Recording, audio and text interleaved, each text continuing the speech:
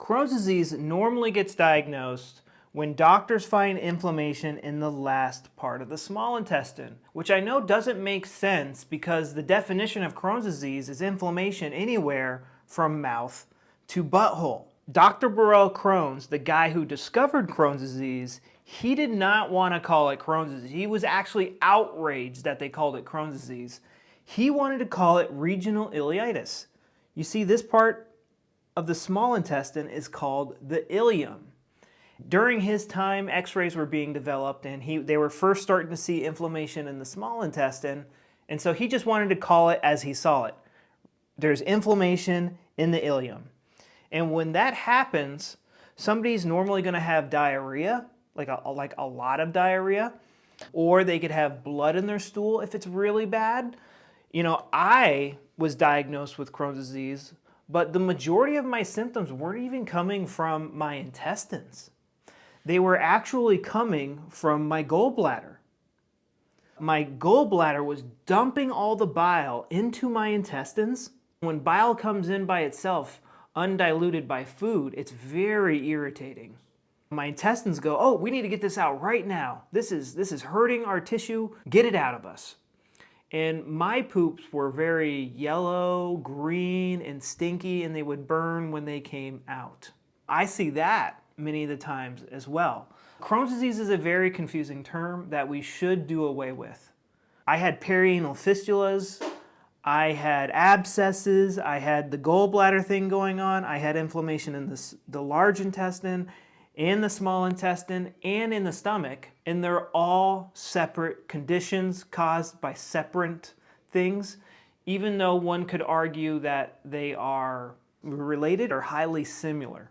The person who made these discoveries, his name was Dr. Hammer. He was a brilliant German doctor who could look at your brain CT scan and know exactly what gut disease you were suffering from. So this is the brain stem, and he would just look at your brain stem and he would know if you had Crohn's or colitis. There didn't need to be months of tests. He would look at your brain CT scans and see which organ was put into overdrive. And they get put into overdrive by traumatic events. Now, the first step to getting better, I take people through these steps in my 13-day protocol. I'm teaching you the basics of something called German new medicine. This is what this doctor was teaching. It's not like a pill that you take. Like, think about Ayurvedic medicine and homeopathic medicine and Chinese medicine. It's just a different way of thinking about how the body works. And essentially what German new medicine is showing us is that most disease stems from a traumatic event that puts an organ into overdrive, and when the conflict is too intense, and most of the times it's like our conscious mind can't deal with it, so it has our subconscious deal with it, so we're really not conscious of how much it's stressing us out. Or after 6 months, our conscious mind's like, I can't deal with this anymore, I'm giving it to the subconscious. And the gut just keeps going in and out of overdrive. The conflict, shock, and its PTSD triggers are putting your gut in and out of overdrive. And until we find these traumatic memories and deal with them, you won't get better. It's not possible. Your brain controls your gut. The functions of the brainstem are like pretty much all subconscious. I can't be like, I can move this arm consciously right now, but that's not controlled by the brainstem. My gut and my gut muscles that are putting these organs in and out of overdrive are controlled from a very primitive subconscious part of the brain. We can access that part of the brain, but it's through these traumatic memories that put that organ in and out of overdrive. These exercises day by day help you free up the subconscious mind and help you find these traumatic events and come to peace with them.